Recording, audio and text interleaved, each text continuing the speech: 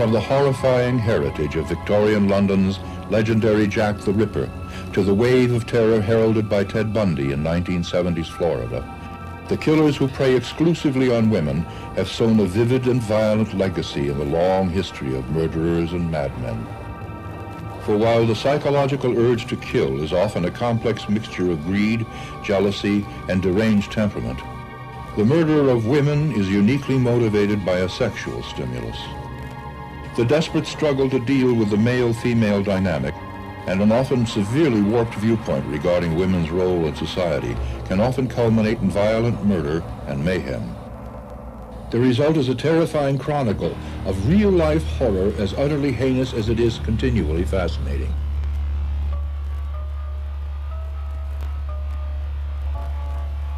Through countless years of criminal study, there has gradually emerged a clear-cut distinction between the mass murderer and the serial killer. The mass murderer, by definition, erupts in a single spontaneous burst of killing, often motivated by the explosion of some inner torment. The serial killer, on the other hand, murders as a compulsive way of life, and as a result often adopts a clear-cut methodology as a means of avoiding suspicion, arrest, and prosecution. Such was the case with Jack the Ripper, who most authorities now acknowledge as the first and most infamous documented example of the serial killer. More than a century has passed since his rampage of terror in the East End of London, yet theories, books, and dramatic reinterpretations of the Ripper's legacy are now more numerous than ever. London in the year 1888 was a city saddled with what must be looked at as the definitive example of the class system. While the city itself was distinguished by sophisticated living, artistic appreciation, and a way of life geared toward modern manners, the East End was a teeming ghetto of filth, petty crime, and a woefully dilapidated standard of living. But despite the hard life and brutal poverty so accurately documented in the novels of Charles Dickens, unmotivated murder was a rarity in the tenement district, which is why Jack the Ripper's first victim so stunningly and resolutely captured the attention of the populace. The date was August 6, 1888. The time was after midnight. The victim was Martha Turner, an impoverished 35-year-old prostitute who worked the streets of the East End and who was suddenly and brutally murdered on a stairway. Her knife-wielding slayer swiftly vanished into the night. Although police and local residents were aghast at the ferocity of the attack, they would soon learn that greater horrors were still to come.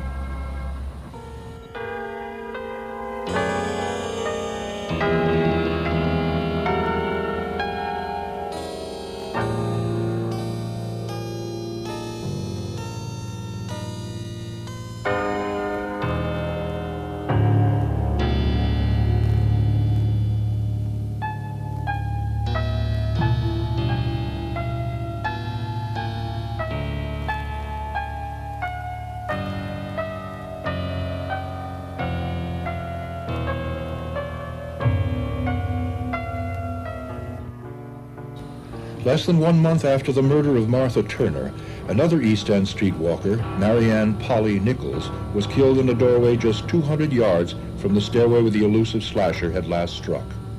A pattern was emerging and a frenzied investigation was initiated to try and solve the Whitechapel mystery, as it was then called. But authorities could find no definitive suspects, and progress in the case was suddenly and hopelessly stalled. However, a week after the murder of Polly Nichols on the night of September 8, 1888, the killer struck again. This victim was a 47-year-old prostitute, Dark Annie Chapman, who was slain in a backyard on Harnaby Street. By now, public outcry was immediate and ferocious. The press took hold of the story like a dog to a bone, and anonymous letters to the police and newspapers, alternately offering theories and claiming to be the crazed killer, were legion. One of the letters was signed Jack the Ripper and stated categorically that upon murdering his next victim, I shall clip the lady's ears off and send them to the police. Indeed, when Jack the Ripper next struck, the gruesome prognostication was proven accurate. On September 30th, 1888, the Ripper murdered not one, but 2 prostitutes, and each murder victim's ears were mutilated by a hasty attempt to remove them.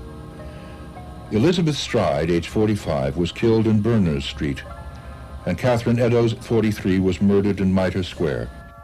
Both killings followed the Ripper's now familiar pattern. The locations of the murder were within the square-mile territory extending from the City of London to Whitechapel, Spitalfields, and Stepney. Each murder had taken place sometime between 11 p.m. and 4 a.m. Each victim had been a prostitute. And in each case, the victim's throat was slit, her body savagely mutilated, and internal and external organs were arbitrarily removed. This latter signature gesture became the most important clue in the otherwise baffling case. Investigators surmised that the Ripper must have had an elementary knowledge of surgery, and that he may in fact have been a deranged member of the medical profession. Even Jack's bold practice of taunting the authorities would eventually take a grisly turn when he mailed them one half of a victim's kidney, and in the affixed note confessed to having fried and eaten the remaining half. But despite one of the most all-encompassing police dragnets in history, Jack the Ripper struck once more. On the night of November 9th, 3 months after the first victim had fallen, and only 9 days after the twin murders of Stride and Eddowes, the Ripper brutally killed Mary Kelly, aged 25, in a room off Miller's Court.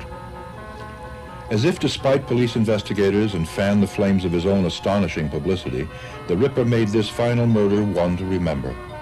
For while the particulars of Kelly's killing were the same as the others, the Ripper added the ghoulish touch of systematically cutting off the victim's breasts, removing her heart and kidneys, and subsequently laying all the body parts matter-of-factly on an adjoining table.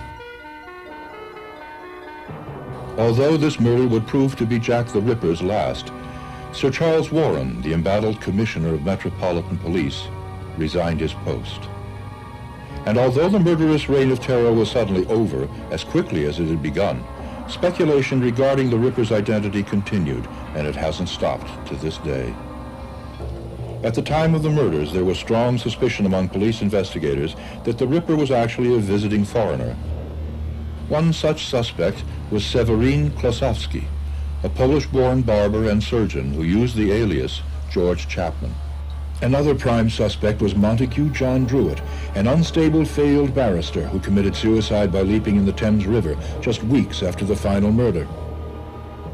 Yet another theory involves a royal cover-up, perpetrated by the Duke of Clarence, his mentally ill companion James K. Stephen, and Queen's physician Sir William Gull, whereby the string of sensational murders were committed to avert press attention from the Duke's scandalous sexual habits. The intrigue surrounding this fiendish saga has long been the inspiration for dozens of films and theatrical productions. Collectively, they contain every imaginable variation on the Ripper theme. But despite decades of depiction and speculation, Jack the Ripper's true identity has never been officially discerned, and his deranged motive has never been fully ascertained. The dynamic relationship between Jack the Ripper and the press, each fueling the other's successes, pitfalls, and notoriety, set the tone for the infamous Sam Shepard murder case, a fascinatingly convoluted mystery which took a full 12 years to sort out. Shepard was a brilliant young Cleveland neurosurgeon whose picture-perfect Midwestern life was shattered on the night of July 4th, 1954, when his wife Marilyn was brutally murdered in the bedroom of their lakeside home. Shepard claimed that on the night in question, he was asleep in the living room. When awakened by the sound of a struggle, he raced upstairs to the bedroom, where he discovered his wife, brutally beaten to death. Then, hearing a figure fleeing the house, he gave chase out into the yard.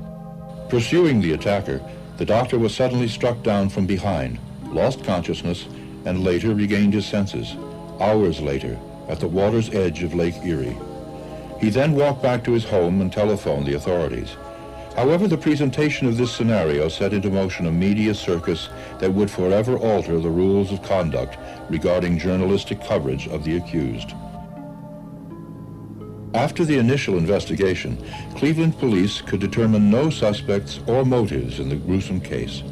But when it was revealed that Shepard had been having an extramarital affair with Susan Mays, a technician at the hospital where he worked, the Cleveland press printed the banner headline, "Why isn't Sam Shepard in jail?" Shepard's deposition didn't help his contention of innocence. His actions on the night of the murder appeared vague, curious, and completely unsubstantiated. And this, coupled with several damning items of evidence, resulted in Shepard being brought to trial for Marilyn's murder. The Sam Shepard trial began as an hysterically out-of-control press junket and ended as the longest murder trial in American history up to that point. But when the smoke finally cleared, Sam Shepard had been found guilty of second-degree murder and was sentenced to life imprisonment. For the next 12 years, Shepard steadfastly maintained his innocence and desperately sought a retrial. Finally, on October 24, 1966, he got it. With the help of charismatic young defense attorney F. Lee Bailey and a courtroom atmosphere that, unlike the previous trial, was geared toward justice rather than sensationalism, Shepard's sentence was reversed. But his return to a normal life was forever clouded by suspicion and prejudice, and Shepard, once one of the brightest lights in the medical profession, was finally reduced to becoming a professional wrestler in order to make ends meet. His once happy second marriage to a wealthy young German divorcee ended with further public humiliation. In a sensational divorce hearing, she stated that Shepard had routinely threatened her life. Now thoroughly broke and unable to regain his place in society, Sam Shepard died a lonely death of natural causes on April 6, 1970.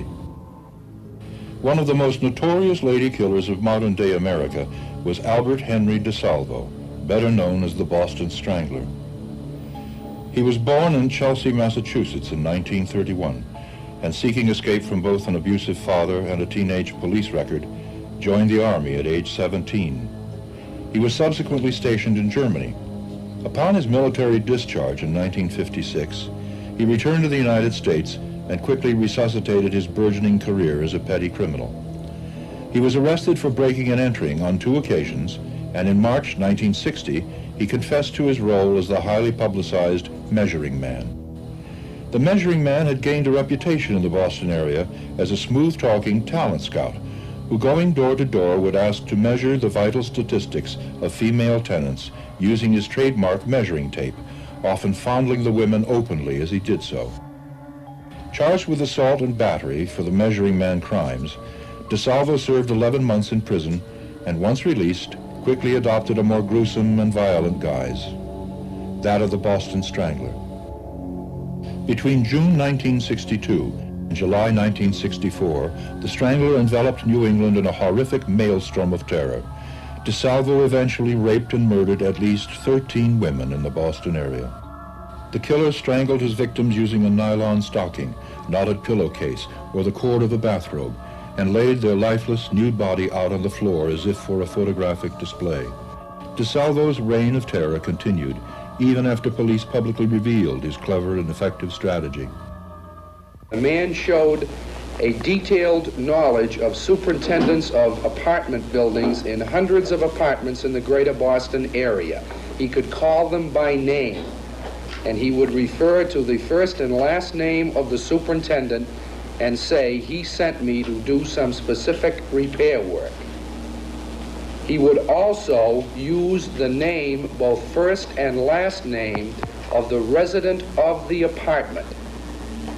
Mary, the superintendent Harry Jones sent me. Mrs. Smith, the superintendent Fred Brown sent me. This was his standard method of gaining entry and to get potential victims to relax to let him get into the apartment. DeSalvo's luck finally ran out on November 3rd, 1964. He was arrested, brought in for questioning, and charged with being the Green Man rapist, a notorious New England assault specialist who'd been terrorizing Connecticut, New Hampshire, and Rhode Island. Authorities had no idea that the meek-looking man in their custody was in actuality a ruthless serial killer as well as sex fiend.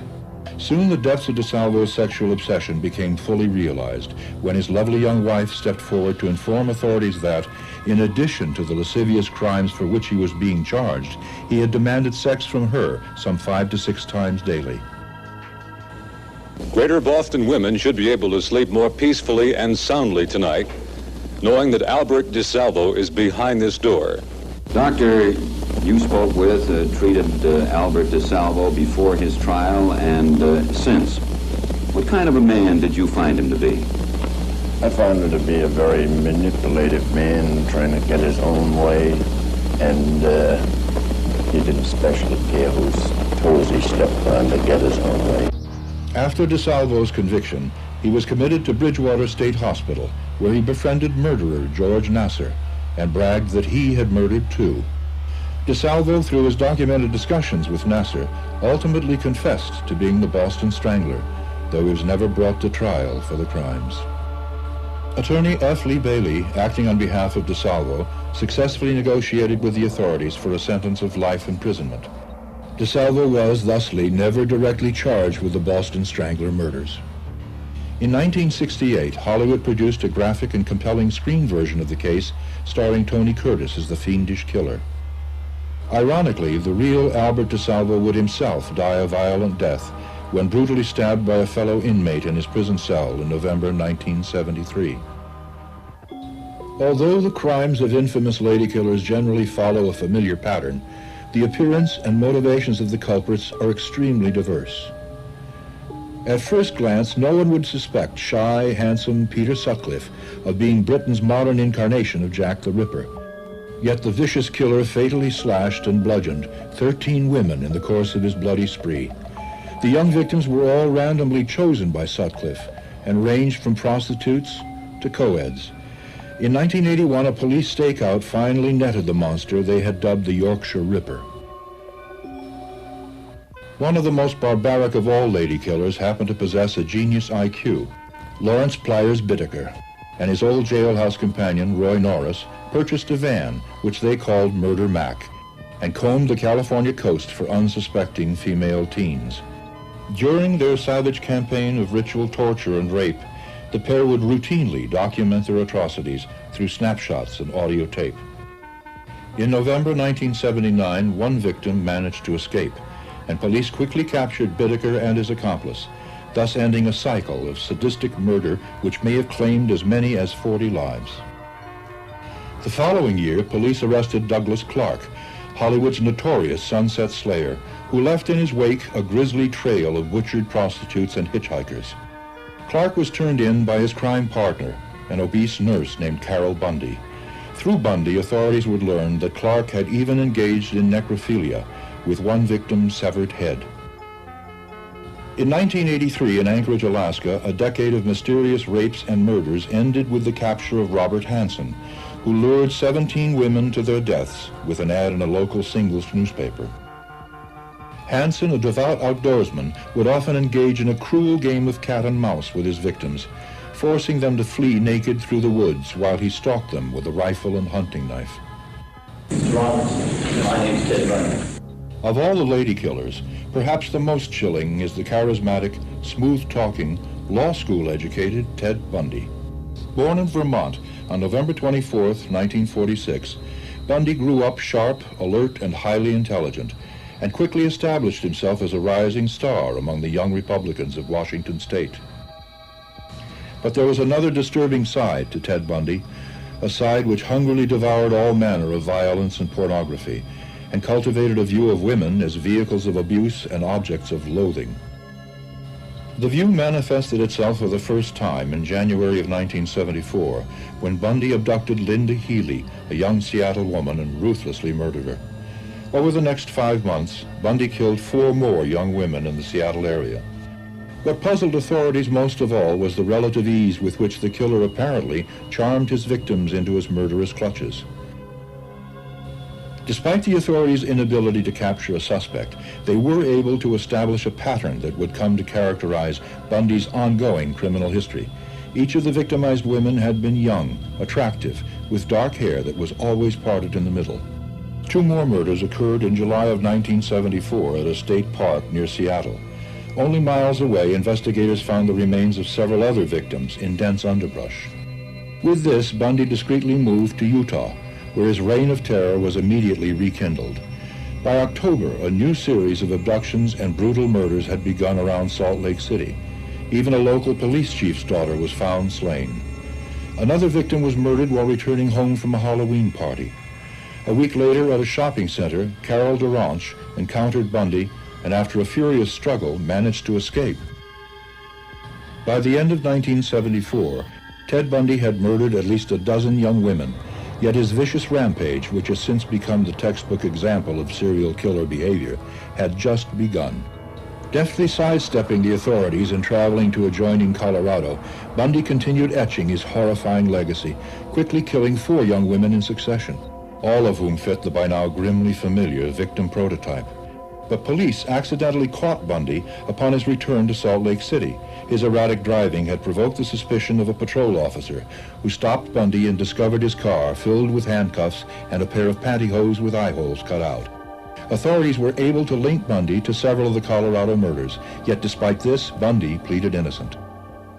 I don't like being locked up for something I didn't do, and I don't like my liberty taken away, and I don't like being treated like an animal, and I don't like people walking around and ogling me like I'm some sort of weirdo, because I'm not. Despite his claims of innocence, Bundy's foremost thought was escape. In June of 1977, he jumped from the 2nd floor of the county courthouse in Aspen, Colorado. After 8 days in the surrounding mountains, Bundy was recaptured and placed in prison under heavy guard. Then in December, he escaped again by removing a light fixture in his cell. This time, he fled the state, and 15 days later arrived in Florida at the quiet college town of Tallahassee. He quickly set his murderous eye upon the campus of Florida State University in general, and the Chi Omega sorority house in particular. In the early morning hours of January 15, 1978, he invaded the sorority house, raped and killed 2 women, and severely injured others with a heavy wooden club. 3 weeks later, the killer's bloody frenzy would take a perverse new turn when he molests and murders a 12-year-old schoolgirl in Jacksonville.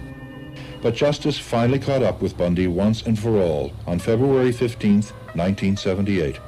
Police spotted the license plates of a car Bundy had stolen, and after a scuffle with the officers, he was taken into custody. Bundy had proven a particularly elusive fugitive, due largely to his habit of continually altering his appearance. Even eyewitnesses had difficulty making a positive ID of the killer. However, one physical characteristic that Bundy could not change, and one that would ultimately seal his fate, was the distinctive bite mark he had left on the body of one of his victims, which perfectly matched the arrangement of his own teeth. Bundy's subsequent murder trial was one of the most dramatic and chilling in American legal history. Law school student Bundy took every opportunity to showcase his brilliant mind and charismatic personality, even pleading his case at one point in lieu of his own lawyer's summation. But the jury would not be convinced. Do you recall the man that you saw at the door of the Chi Omega house on the morning of January 15, 1978? Yes, I do. Okay. And is that man in the courtroom today? Yes, he is. Would you point him out for us, please? The dark pinstripe suit with the red tie. Let the record reflect that she has identified the defendant. No further questions, Your Honor. The testimony showed that the frontal area of the brain of the skull was fractured, jagged, and exposed a portion of the brain. She was left in her own bed in a pool of blood. There was evidence of vaginal and anal trauma. A jury of your peers having you found count 2 of the indictment, murder in the 1st degree upon one Margaret Bowman. This court adjudges you guilty. It's a tragedy for this court to see such a total waste of humanity that I've experienced in this court. You're a bright young man. You made a good lawyer. I'd love to have you practice in front of me, but you went another way, partner. Take care of yourself. I don't have any animosity to you. I want you to know that. Sorry. Take care of yourself. Thank you. Court will be in recess. In July 1979, Bundy was found guilty of 2 counts of murder and sentenced to death in the electric chair. Throughout the trial and its aftermath, Bundy continued to maintain his innocence. But after 10 long years of appeals, he was executed in February 1989. Outside the prison, a mob of angry citizens displayed their contempt for the condemned killer and cheered as his body was transferred to a funeral home.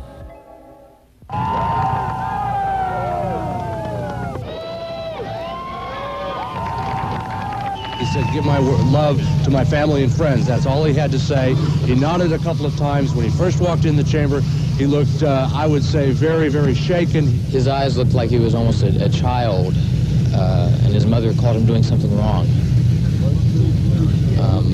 It was a combination of just being sorry and knowing that it was the end. It was the end of the line. Ted Bundy's execution brought a close to one of the most horrifying and despicable murderers in the annals of history, and added a distinctively evil entry in the gruesome who's who known as the Lady Killers.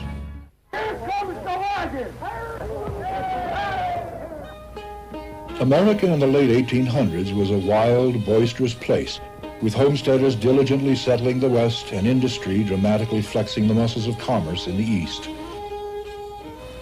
But the repercussions of the terrifying Jack the Ripper slayings of 1888 London, the first documented example of the serial killer pathology in human history, had not yet tainted the relative innocence of the United States.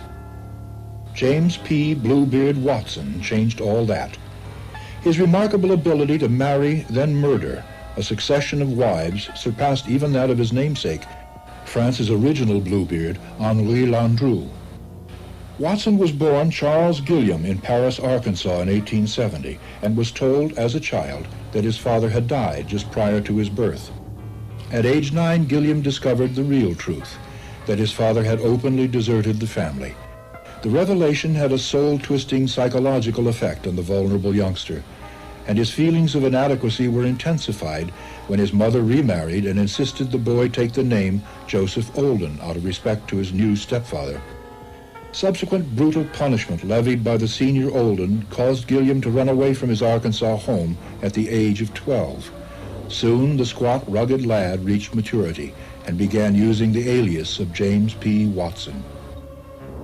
And despite his overall unappealing physical appearance, Watson had no trouble attracting and marrying a dizzying succession of women. In 1918, during Watson's third marriage, he began his infamous cycle of wife killings when Marie Austin was brutally murdered and tossed in a lake in Idaho. Later that same year, Watson married a Seattle widow, took her to Spokane for their honeymoon, and celebrated the union by throwing her over a mountain ledge to her death. By the summer of 1919, Watson was an out-of-control marrying and murdering machine. He had ruthlessly wed and killed no less than 5 women since the first of the year. The death toll would reach double digits by Christmas. But in the spring of 1920, Watson's 19th wife began to suspect her inscrutable new husband of marital infidelity and hired a private detective to get to the bottom of things. The investigator discovered a trunk containing marriage licenses, wedding rings, and various other incriminating evidence, and Watson was summarily arrested. But the legacy of Bluebeard Watson was far from over. Realizing that the authorities had him dead to rights, Watson made a deal with the sitting district attorney. He promised to lead the authorities to one, and only one, of the buried bodies of his ex-wives. Agreeing to the proposal, police were led to the desert south of Los Angeles, where the lifeless body of Nina Lee Deloney, whom Watson had married in El Centro, California, was dug up and exhumed. Watson proceeded to spend the next 20 years of his life in San Quentin Penitentiary. He was constantly deluged with letters from relatives of victims and curious crime fans.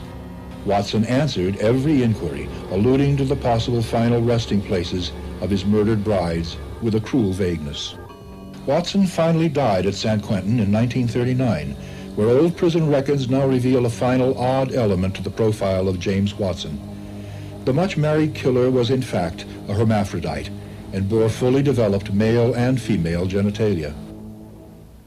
Just as Bluebeard Watson was irreparably traumatized by a childhood fraught with neglect and hatred, Edmund Emil Kemper grew up in a family atmosphere so charged with violence that authorities years later would refer to him as a born killer in the literal sense. As a child, Kemper often played a sick game in which his sisters pretended to be executioners, with Kemper acting the part of the wriggling, shrewish victim.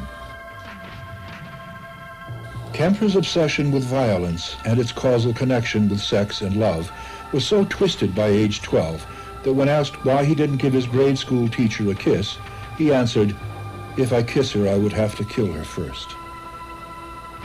Kemper did kill in August of 1964. Brandishing a .22 caliber rifle, the 15-year-old calmly shot his grandparents at their home in Madera, California. When asked why he committed the reprehensible crime, Kemper calmly answered, "I just wondered how it would feel to shoot Grandma." Kemper was immediately committed to a maximum security hospital, but was paroled 7 years later to the care of his mother, who worked for the University of Santa Cruz. During his incarceration, Kemper had grown to 6'9" and 300 pounds. When he resumed his deadly predilections, this immense physique became a deadly tool of intimidation. And his mother's car, with its UC Santa Cruz employee sticker, gave Kemper exactly the validation he needed. On May 7, 1972, he struck. Appearing to be a safe university official, Kemper picked up two 18-year-old college students, drove them to a secluded cul-de-sac, and stabbed both girls to death. He then took the bodies back to his home, where he engaged in a grisly ritual of mutilation and necrophilia. In the months that followed, Kemper would repeat this murderous pattern, sending the college community into a state of terror.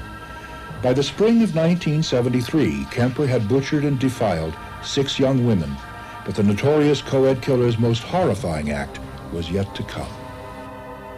On April 20th, Kemper entered his mother's bedroom and brutally bashed in her skull with a hammer. He then proceeded to decapitate her corpse and have sex with the headless body, before finally propping her head on the mantelpiece for use as a dartboard. In a final ghoulish touch, Kemper dropped his mother's severed larynx down the garbage disposal. Questioned later about the significance of this act, Kemper told police it seemed appropriate as much as she'd bitched and screamed and yelled at me over so many years. After killing and defiling his mother, Kemper invited her best friend over for a surprise dinner.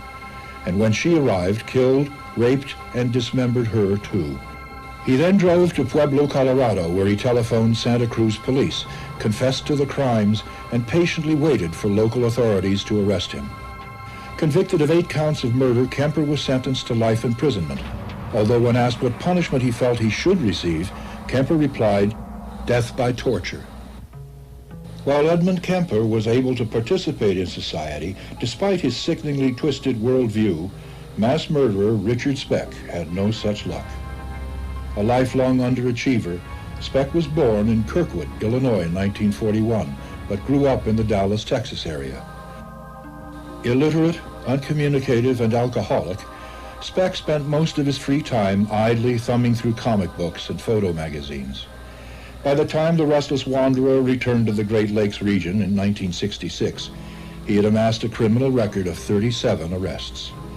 Speck found work on the ore boats of Lake Superior, but an attack of appendicitis forced his hospitalization in Hancock, Michigan. While recuperating, he established a tortured friendship with a 28-year-old nurse. It was a relationship which would significantly color Speck's bitter worldview and his future as a murderer. Resuming work on the Great Lakes barges in the summer of 1966, Speck instantly found himself at odds with his superiors and was summarily dismissed on July 2nd at Indiana Harbor. That same day, 3 girls disappeared from nearby Indiana Dunes State Park. Their whereabouts remain unknown to this day, but Speck's proximity to the location, combined with his disgruntled and disturbed state of mind, places him as the most likely suspect. But the crimes for which Richard Franklin Speck will be forever remembered occurred 2 weeks later on the south side of Chicago. Depressed, deranged from the effects of drugs and alcohol, and personifying the words "born to raise hell," which were tattooed on his arm, Speck proceeded to the door of Jeffrey Manor, a 2-story dormitory for nursing students at South Chicago Community Hospital, and told the young woman who answered the door, "I'm not going to hurt you. I'm only going to tie you up. I need your money to go to New Orleans." But despite this promise of nonviolence, Speck proceeded to enact one of the most reprehensible series of murders in American history. Gaining entry into the dormitory, Speck immediately bound and gagged the 6 student nurses present, and did the same to 3 others who returned home from their dates as the night progressed. Securing all 9 nurses in one of the rooms, Speck proceeded to untie each victim individually, escorted them to an adjoining room, and without the others being aware of it, systematically stabbed and strangled them to death, one by one. He followed the same killing procedure on every nurse present, pausing between each murder to carefully wash his hands so as not to arouse the fears of the remaining victims-to-be. Speck methodically killed 7 of the nurses and raped and killed an 8th, Gloria Davy, before returning to the waiting room for his final victim. But in the meantime, the remaining nurse, Corazon Ambarao, had quietly maneuvered herself under a bed in the room, and Speck, having lost count of how many nurses he'd tied up, left the building without thoroughly searching for her. Ambarao, the lone survivor of the vicious attack, lay completely still until daybreak, fearful that Speck was still on the premises. At first light, she managed to wriggle out of her bonds, run to the window, and scream hysterically for help. Police soon arrived at the scene and were utterly aghast at the ferocity of the killer's assault.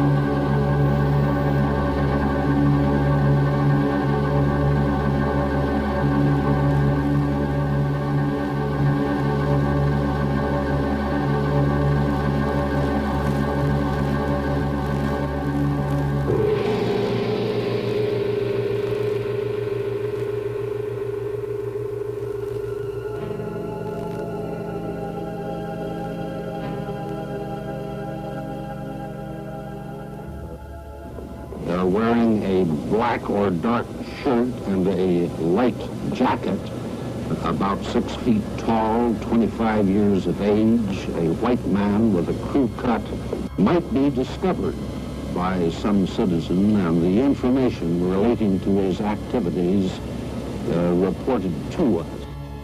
Due to his lengthy criminal record and the many fingerprints he had left at the murder scene, police were able to determine that Richard Speck was their culprit. Local newspapers were soon filled with photos and descriptions of the killer. Jail records also confirmed Corazon Amura's report of her assailant having several distinctive tattoos. With a citywide manhunt in full swing, Speck retreated to a Skid Row flophouse, where he attempted suicide by slashing his wrists. When rushed to a nearby hospital, an alert physician, Dr. Leroy Smith, recognized the patient from that morning's newspaper, and police were summoned. With their suspect in custody, evidence continued to mount. The killer's use of nautical square knots when binding the arms and legs of his victims pointed to Merchant Marine Speck. A sweat-soaked T-shirt found at the dormitory perfectly fit him as well. Psychological evaluations of the prisoner revealed severe underdevelopment in IQ and mental stability. It was determined that Speck's emotional state was arrested at about age 12, leaving him highly prone to violent outbursts as a vent for his inner rage. The trial of Richard Speck was moved from Chicago to Peoria, Illinois, to prevent sensational press accounts from influencing the jurors. Despite this precaution, angry droves still turned out for the month-long murder trial.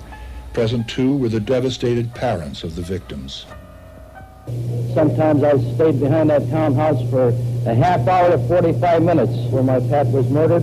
Nobody's ever questioned me being back there.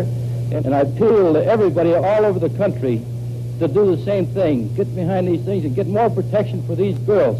That's the only reason I'm down here. It hurts bad enough to come down here, but I think the girls deserve it. You plan to be here throughout all of the court proceedings? I'm going to be here, yes. Get a good look at Speck today? I didn't get to see him at all. He was so well covered up that I couldn't see him. With emotions running high, authorities were forced to employ extreme security measures to avert a possible attack on the accused. Routine searches of trial spectators proved to be an effective endeavor. Officers confiscated a daily variety of knives, razors, and other small weapons from the crowds. By this time, the shocking rampage of lust and murder had been dubbed the crime of the century by reporters nationwide. In an attempt to further insulate their notorious suspect from potential harm, police exercised unprecedented caution in guarding and transporting their prisoner. For his daily court appearance, Speck was taken from his solitary confinement, flanked by several armed guards, and hustled into a windowless paddy wagon. Though the care and protection accorded Speck was of the variety generally reserved for celebrated personalities, Those closest to Speck throughout the trial commented time and again about his seeming resignation and disinterest in the proceedings around him. One such observation was made by the brother-in-law of victim Suzanne Ferris, who stated, "What a shock. I went to the trial thinking I would see a man 10 feet tall. What I saw was an ordinary jerk. He was transparent. You could look right through him. A kind of guy who was a loser in work, a loser in love, a loser in life." Despite heavy criticism that his restrictions on trial coverage are much too severe, Judge Passion told reporters today the restrictions would stand.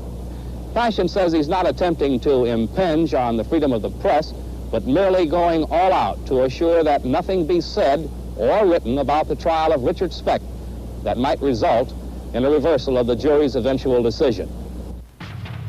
In the course of the emotional trial, the lone survivor of Speck's ruthless slaughter would exact revenge for the slaying of her 8 roommates by positively identifying him as the killer. It took a jury only 49 minutes to arrive at a unanimous guilty decision. Speck initially received a death sentence, which was later commuted to life with the possibility of parole. With this, the relatives and friends of Speck's victims would frequently rally to fight his potential release. Some 20 years after the crime, one longtime crusader, the father of slain nurse Patricia Matuzek, shared this bitter sentiment with reporters.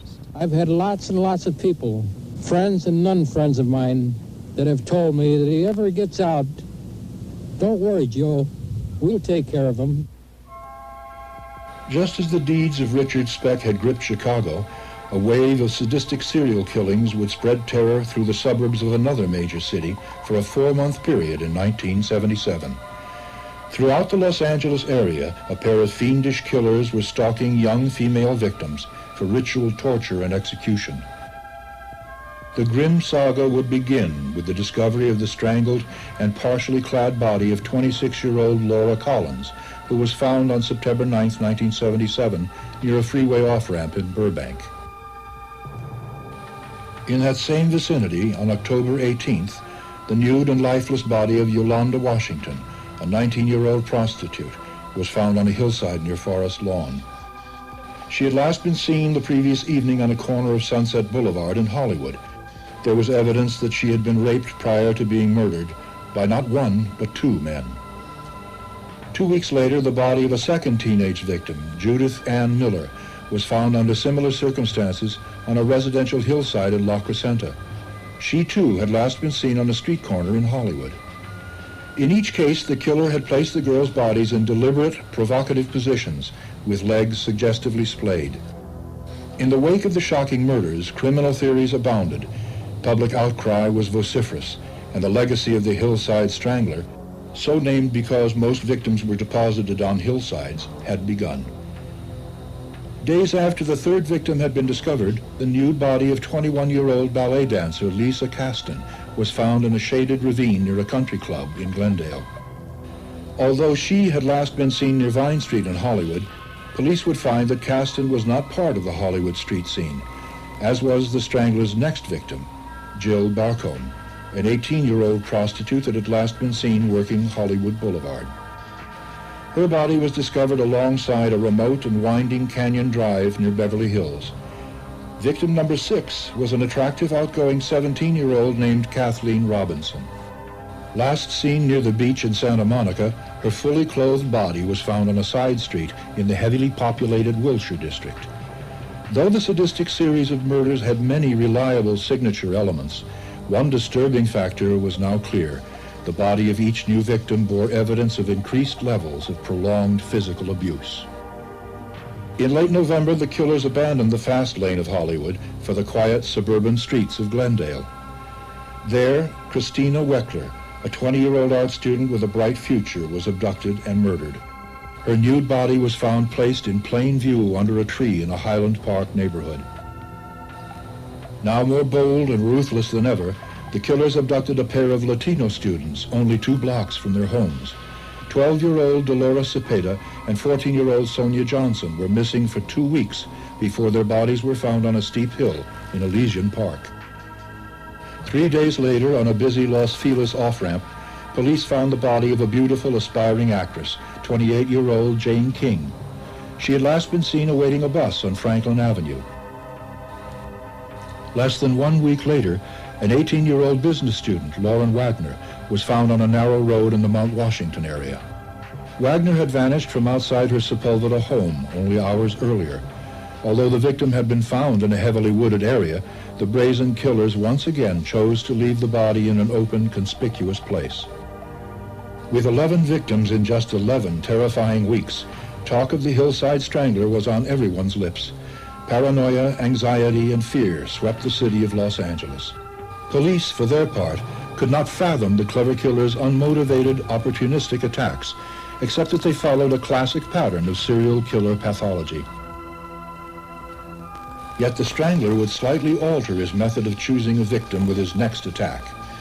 Contacting a CD modeling agency from a payphone at the Hollywood Library, the killer requested that the service send a blonde model to an apartment building on Tamarind Avenue. 18-year-old Kimberly Ann Martin reported to the address, which turned out to be a vacant apartment, occupied only by the notorious killer waiting in the dark. The next morning, Martin's nude body was found on a steep hillside miles away. The fact that the Strangler had now lured a victim by telephone to a preordained murder site further testified as to the craftiness of this compulsive killer. With rewards for the slayer's capture now exceeding $100,000, police were plagued by a rash of false leads. The case also stirred the imaginations of many crackpot publicity seekers. In January of 1978, a chilling anonymous letter was mailed to the city's mayor, bearing a full confession and promising further mayhem. The letter was ultimately found to be a hoax, as was the voluntary confession of a disturbed young actor, Ned York. At the time, police had only one prime suspect, 37-year-old handyman Peter Mark Jones, who had been acquainted with two of the victims. Ironically, amid the maze of misdirection was a lead that would prove invaluable to the case. A report of an attempted abduction of a Burbank girl in broad daylight was accompanied by a witness's detailed description of the two male assailants. With public awareness at an all-time high, the killers would strike only once more in Los Angeles, when Cindy Lee Hudspeth, a 20-year-old Glendale co-ed, was murdered and left in the trunk of her car. Incredibly, Hudspeth had lived right across the street from an earlier Strangler victim, Christina Reckler. 1 year later, in Bellingham, Washington, an event occurred that would unravel the mystery of the Los Angeles murders and lead police directly to the killers. In January of 1979, two young women were found strangled in a parked car. Investigators discovered that they had been coaxed to a local residence by a security guard, Kenneth Bianchi, under the pretense of serving as house sitters. Under questioning, Bianchi revealed that he had recently arrived from Los Angeles. Further investigation showed that he had also held a security job at the Tamarind Avenue apartments, where Kimberly Ann Martin had been lured and murdered.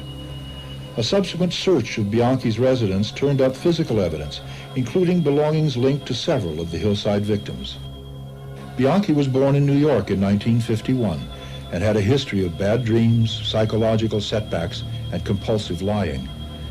After being arrested for the Hillside Strangler slayings, he implicated his cousin, 43-year-old car upholsterer Angelo Buono, as an accomplice in the crimes.